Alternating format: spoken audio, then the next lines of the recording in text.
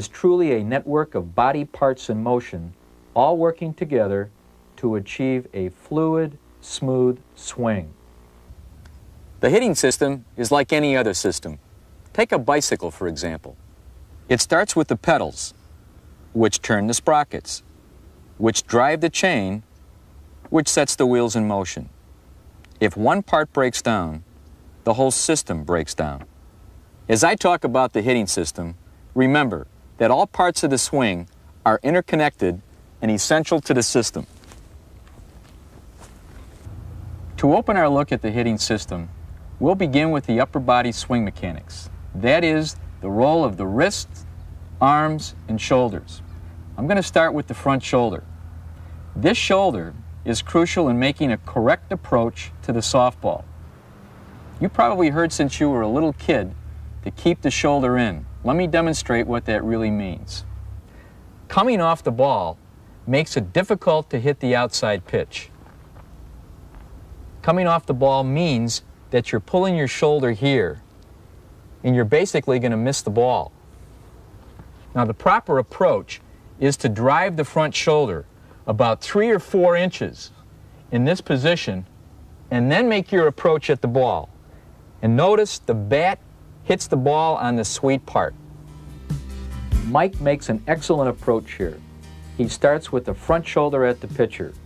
As the ball comes in, he turns or drives that shoulder down toward the ball about 3 or 4 inches, assuring solid contact, even on an outside pitch.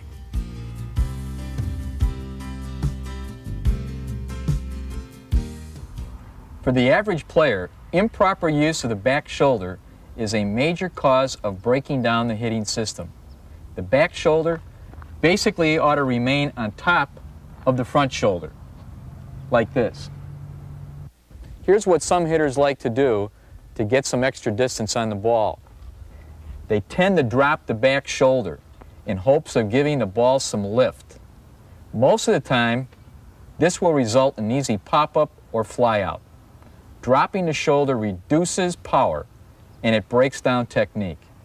In some situations, you might need to drop the back shoulder slightly before the swing, like a sacrifice fly to score a key run. But don't lose the good mechanics and maintain proper head position. It's important to remember here that the guy who weighs 250 pounds and up can get away with dropping the back shoulder and still knock the ball out of the park because of the upper body strength. But a good hitter who keeps the back shoulder on top can hit the ball harder and farther than the guy who drops his back shoulder. And remember, a serious drop in the back shoulder can be disastrous to the hitting system. Notice that Mike's back shoulder begins on top of the front shoulder before the swing. During the swing, the back shoulder doesn't drop down, and his shoulders keep a beautiful position as he comes into the ball. At point of contact, the back shoulder will drop slightly. That's okay if you begin with the proper position. The next concept I want to demonstrate is one of the most vital to an effective swing. It's called holding the angle. The angle is formed by the bottom hand furthest from the body, top hand closest to the body, and the barrel of the bat between the head and the hands.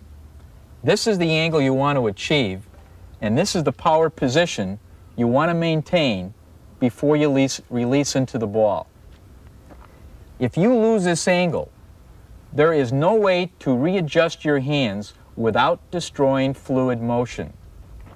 The key here is holding the angle during the stride. The releasing of the wrist in the stride are not simultaneous. If you hold the angle during the stride, your chances of success go way up. Once again, we need to hold the angle until after the stride is completed. Sometimes you'll see a hitter who likes to drop his hands and then try to recover. I call these guys Larry the Loopers. He may get a hole in one once in a while, but he'll never develop any consistency as a hitter. Watch as Scott demonstrates looping. Scott has started in a poor position with the back shoulder down. As he takes his stride, notice he drops his hands.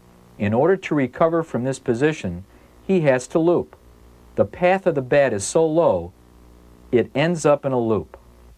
So far, we've covered the swing mechanics of keeping the front shoulder at the pitcher, keeping the back shoulder on top, and holding the angle during the stride. When all these are achieved, you're maximizing the power potential of a good swing. To complete our look at upper body functions in the hitting system, let's talk about the application of kinetic energy. Kinetic energy is defined as energy in motion. For this application, we're talking about energy supplied by a bat in motion.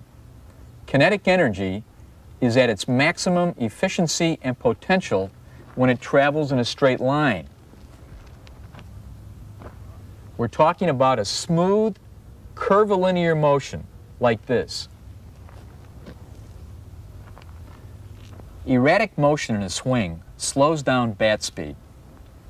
Anytime you're in this position, or we get in this type of a position, any erratic move in this particular area is going to slow down kinetic energy. There's no way that you can have good bat speed or maximize kinetic energy as you hit the ball, because you've got to recover and you're losing the straight line.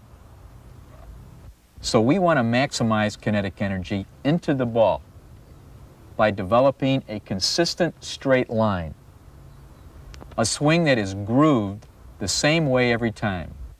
Watch Mike here as he keeps the straight line that allows maximum bat speed.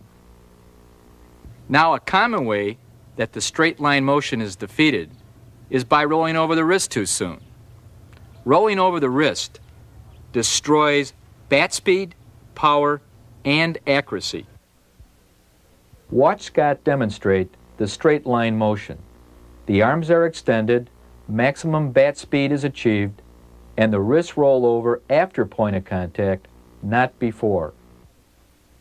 Here's a great angle of Mike. Watch how he achieves maximum kinetic energy through releasing the wrists after point of contact.